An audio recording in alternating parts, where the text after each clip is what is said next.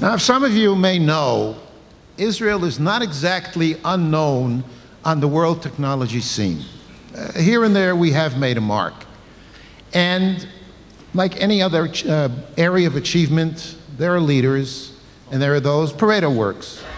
One of these leaders is with us today, Dr. Yossi Vardi. Now, he asked me explicitly not to introduce him by reciting the long record of his achievements and his doings and his goals. So I will say one thing with your permission.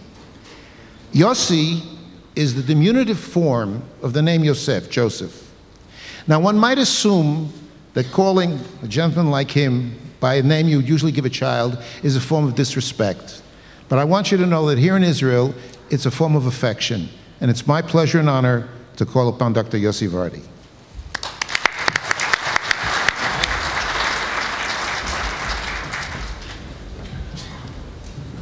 Good morning, everybody. It's really quite amazing to see this huge crowd here gathering to discuss issues of quality. I know that those who are not living in Jerusalem had to wake up maybe at 6:30, and I understand we have a number of guests from abroad, so really it's very nice to see you. What you are going to hear in the next half an hour is a shameless promotion of this little country. Beware. The topic which I will discuss is the secret source of Israel quality, or a different dimension of the quality of this country. It so happened that I was in China twice in the last 3 months, one time for the Olympics and one time for a meeting of the World Economic Forum. You go in Beijing. I was there five years ago. You cannot believe your eyes. You see skyscrapers, miles and miles of skyscrapers that haven't been there 5 years ago. You see people with huge resolve. I went to a shop to try and bargain for a shirt, and then I decided that I'm going out of the shop, not buying the shirt, and this little Chinese girl, which is 1/3 of my weight and half of my height, stood at the door and didn't let me leave the room physically, like in a basketball. She tried to stop me, and she said, "You are not leaving the shop without buying something." And when I left the shop, literally, she grabbed me by the sleeve back to the shop, like she got me back to the shop. And you see this country, and you know that probably what you see today as the financial crisis is deeper, and what we actually see is a tectonic move of the economic place of the world. Nevertheless, I looked on the statistics, and let me share with you a little bit of the statistic. China has 1.4 billion people. Nobody knows the exact number. They have about 1,000 billion.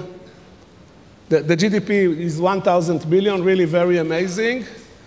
While we, the small country in this part of the world, are only 7 million people, yet our GDP is 200 million, which is $200 billion, which is quite amazing. 0.5% of the population, 20% of the GDP. I guess the gap will grow in favor of China, yet nevertheless it's quite an amazing thing. You go and see the various developments that Israel created, and you notice that something different is happening in this country, different than other countries. The main strengths of our high-tech society is definitely not in manufacturing, definitely not in mass production, not in retailing. We are very good in the innovation, in the early stage, in the seed of the food chain, which lead at the end to great product and great services. You look at the number of people In China and India, there are about 430,000 engineering graduates a year, engineering and software graduates a year. In the United States, it's about 140,000. In our country, we have 8,000 graduates of engineering and software. Very small, and yet considerable impact, definitely bigger than our relative size. What is the secret sauce? Why do we have this kind of phenomena?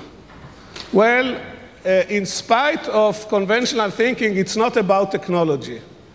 The technology is needed. The technology is a must. The technology is a given condition. But this is much more of a cultural phenomena than a technology infrastructure. I would like to give the metaphor of the piano and the pianist. You cannot generate good music if you don't have a piano, but it's not enough. You need a pianist. You need a pianist who will be devoted.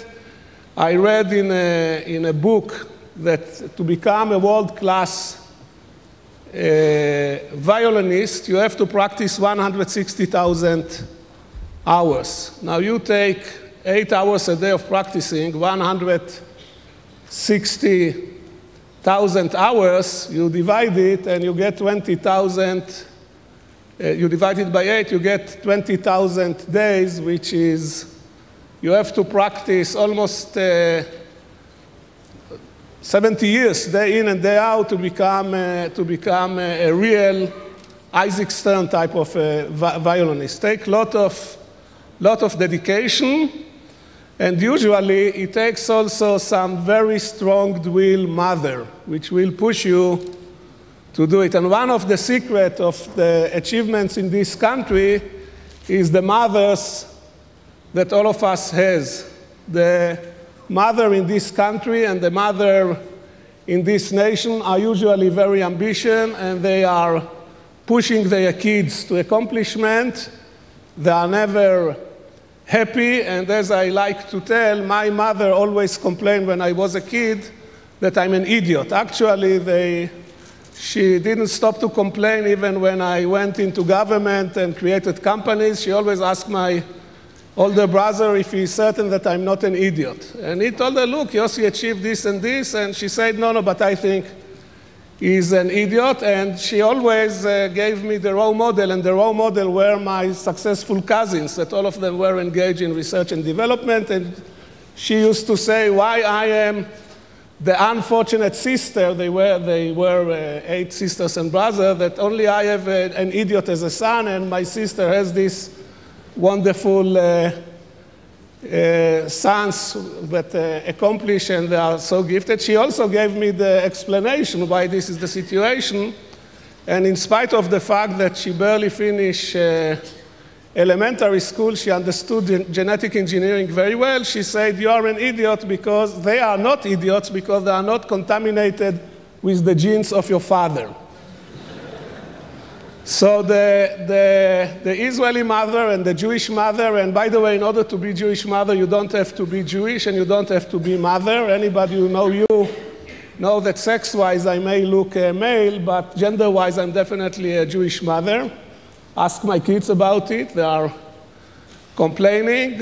She's never happy and she's always pushing her kids. After all what we have done for you, asking for 1 Nobel Prize is really so much. And you ask her, how old are your kids? And she will say, well, the engineer is 5 years old and the doctor is 7 years old. And you know what is the difference between Jewish mother and Rottweiler? Rottweiler at the end, let's go.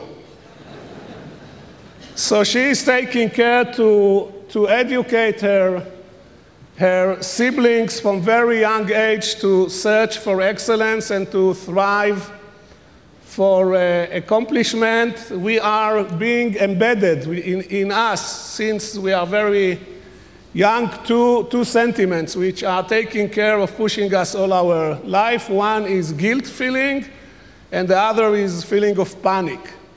And we are being driven for search of excellence and accomplishment, and